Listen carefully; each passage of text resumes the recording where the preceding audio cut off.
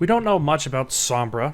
We do know that she is connected to Reaper in some way, given the voice line, and that she loves to hack and send encoded messages to people. It all started with small little details in the game itself that alluded to Sombra being a character. It then evolved into small messages in different things that Blizzard uploaded about Overwatch that led everybody onto a wild goose chase to figure out what the next step would be. This goose chase finally ended up with the A Moment in Crime.com being replaced with whatever it had before it, with a protocol Sombra version 1.95 being initiated and transmitting information to Omnics of some sort to activate them or anything. And it's been ongoing with a percentage randomly going up at certain times, and it seems that now it's at 80%, which means whatever it's trying to transmit is almost completed. And with the recently leaked loot boxes for the Halloween showcasing a candy that has the Sombra logo on it, I figured it'd be about time that I start talking about Sombra a little bit. I never really wanted to talk about Sombra at all, but I want to give my theory on what she is. Who is she? Is she like a person that was part of Overwatch, or is she something completely different? So that's what I want to talk about in this video. First, I want to discuss about things that she's most likely not, and that is, first, a character that can go invisible. For a lot of people thought maybe Sombra, since it was Sombra is shadow in Spanish, would be a character that would go invisible, much like the Spy. But Blizzard has expressed their concerns about there being an invisible character, and they don't want that character to exist. Now, ideas might change in the times, and they might decide to do that anyway, but as far as we know, they're not looking to add an invisible character to Overwatch. The more credible idea that I have heard many times is that Alejandra, or Alejandra's mother, from the Soldier 76 animated video, is Sombra. Now, this would work out whenever you put in consideration that there's many different messages of 23 throughout the video of that, and that the store that they're located at is related to the shadows of like Sombra or something rather.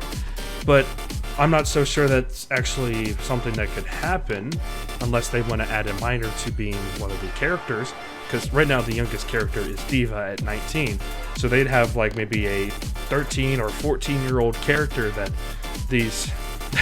that Reinhardt would be destroying with his hammer.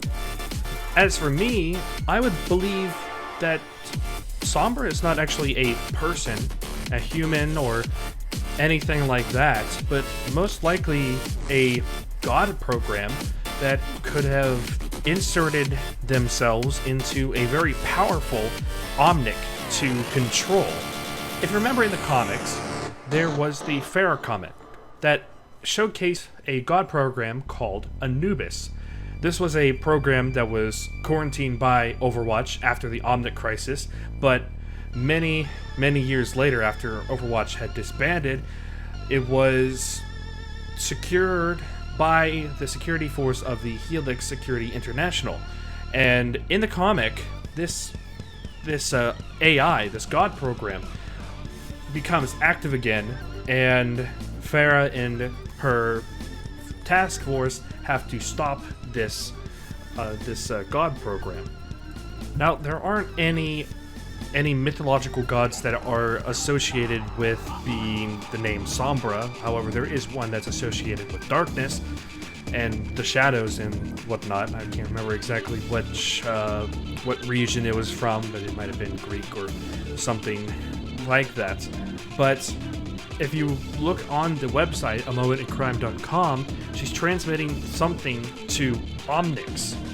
And the God program is something that will be able to control a bunch of Omnics, and that's what was used in the Omnic crisis for like a leader of the Omnics.